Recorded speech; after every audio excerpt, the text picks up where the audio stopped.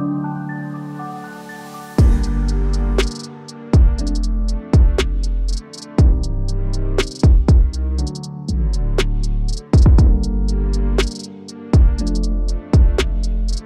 এক গবেষণাগার, সেখানে কাচের গোলকের মতো কিছু যন্ত্র রয়েছে, আর তার ভেতরে তৈরি হচ্ছে মানব শিশু। কৃত্রিমভাবে জিনগত পরিবর্তনের মধ্য দিয়ে ঠিক করা যাবে হুবু সন্তানের গায়ের রং, উচ্চতা, শারীরিক গঠন, গলার স্বর কিংবা বুদ্ধিমত্তার মতো বিষয়গুলো। পাশাপাশি অনেক জিনগত রোগও নির্মূল করা যাবে এই পদ্ধতিতে। মায়ের সঙ্গে নারীর টান এবার ঘুচবে। নিজের গর্ভে শরীরের রক্ত মাংস নিয়ে তিলে তিলে সন্তানকে গড়ে তোলার দিন হয়তো শেষ হবে ভবিষ্যতে। সন্তানের জন্ম দেওয়ার জন্য আর মায়ের দরকার পড়বে না। কৃত্রিম গর্ভেই বড় হবে সন্তান। মায়ের শরীরের গন্ধ ছাড়াই জন্ম নেবে গবেষণাগার নামের বাচ্চা তৈরির কারখানায়। হবে নিখুঁত আর নিরূপ। রূপ রং ইচ্ছে মতো বদলে দিতে পারবেন মা বাবা। কোনো অসুখ থাকবে না। লড়াই করে জন্মও নিতে হবে না। প্রসব যন্ত্রণা ভোগ করতে হবে না মাকেও। কৃত্রিম গর্ভ থেকেই সরাসরি পৃথিবীর আলো দেখাবেন গবেষকরা। বুদ্ধিমত্তাকে শান দিয়ে প্রখর করা হবে।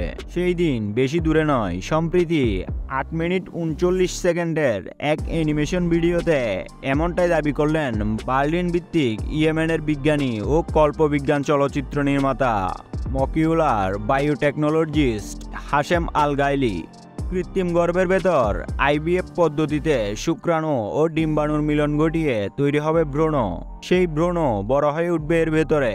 জন্মের আগ পর্যন্ত শিশুর রক্তচাপ থেকে শুরু করে হৃদস্পন্দন সবই মাপা হবে এই যন্ত্রে।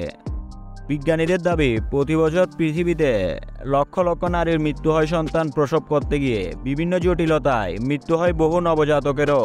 নতুন এই পদ্ধতিতে একেবারেই সমাপ্ত হয়ে যাবে এই সমস্যা। শুধু তাই নয়, নিজের সন্তানের মধ্যে মা বাবা কোন কোন গুণ দেখতে চায় তাও ঠিক করা যাবে এই যন্ত্রের মাধ্যমে শিশুর জন্মের আগেই। কৃত্রিমভাবে জিনগত পরিবর্তনের মধ্য দিয়ে ঠিক করা যাবে হুবু সন্তানের গায়ের রং, উচ্চতা, শারীরিক গঠন, গলার স্বর কিংবা বুদ্ধিমত্তার মতো বিষয়গুলো। পাশাপাশি এই পদ্ধতিতে অনেক জিনগত রোগও নির্মূল করা যাবে বলে দাবি করছেন এই বিজ্ঞানী। এছাড়া বিভিন্ন শারীরিক জটিলতার কারণে যে দম্পতিরা সন্তান নিতে পারছে না ও যেসব দেশ জনসংখ্যা হ্রাসের সমস্যায় ভুগছেন তাদের জন্য অন্তত উপকারী হতে পারে এই ব্যবস্থা। এমনই মত হাশেমের। চীন, জাপান, দক্ষিণ কোরিয়ার মেয়েরা এখন নিজের গর্ভে সন্তান নিতে চাচ্ছে না। বাচ্চা জন্ম দেওয়ার ঝুঁকিও অনেক। তাছাড়া বিশ্বজুড়েই এখন ব্যস্ততা বেড়েছে। সন্তানের জন্ম দেওয়ার মতো সময় ও কষ্ট কোনো মাই নাকি চাইছেন না। তাই সহজ উপায়ে ও গ্যারান্টি সহকারে বাচ্চা তৈরি করে দেবেন বলে আশ্বাস দিচ্ছেন ইয়েমেনের বিজ্ঞানীরা। বিজ্ঞানী হাশিমের দাবি, এই কারখানায় কোনো অসুস্থ বাচ্চা বা প্রিম্যাচিওর বাচ্চা জন্মাবে না। কৃত্রিম বুদ্ধিমত্তা ও জেনেটিক ইঞ্জিনিয়ারিংয়ের সুবিধায় জিনের সাজসজ্জায় বদলে দেবেন বিজ্ঞানীরা। বাচ্চা হবে সম্পূর্ণ সুস্থ, রোগহীন। জেনেটিক রোগের সম্ভাবনা থাকলে তা আগেই সরিয়ে দেওয়া হবে।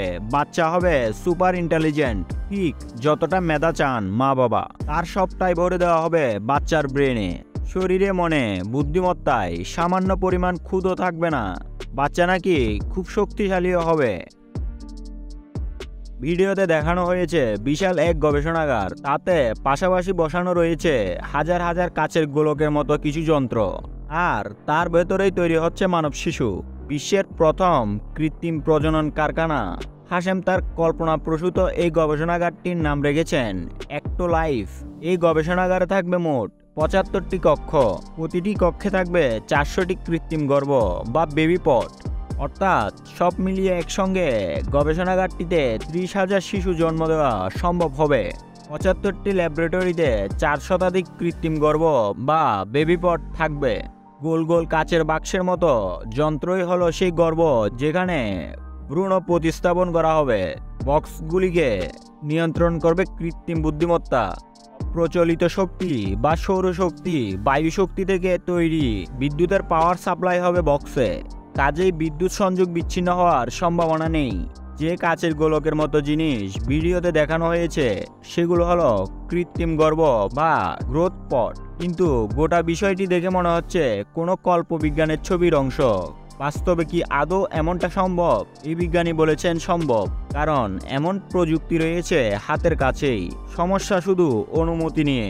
এভাবে পুরোপুরি কৃত্রিমভাবে সন্তান উৎপাদন করা নিয়ে নানা রকম নৈতিক জটিলতা রয়েছে। কোনো মানুষকে জন্মের আগেই একটি গবেষণাগার বস্তু করে তোলা নিয়ে আপত্তি রয়েছে নানা মহলে।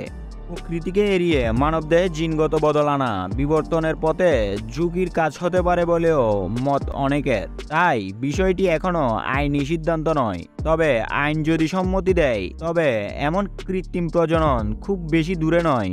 তবে সবই হবে খোদার উপর খুদকারি করে সন্তানের জন্মও হয়তো হবে, কিন্তু সম্পূর্ণ নিখুঁত সুপার হিউম্যান মায়া মমতা ভালোবাসায় ভরা প্রকৃত মানুষ হয়ে উঠবে কিনা সেটা জানার জন্য অপেক্ষা করতে হবে আমাদের। ভিডিওটি ভালো লাগলে লাইক করতে পারেন। এরকম রহস্য রোমাঞ্চকর ইন্টারেস্টিং ভিডিও দেখতে চ্যানেলটি এখনই সাবস্ক্রাইব করুন এবং পাশে থাকা বেল বাটনটি ক্লিক করুন। তো দেখা হচ্ছে অন্য কোনো ভিডিওতে। ততক্ষণ পর্যন্ত ভালো থাকবেন। ধন্যবাদ।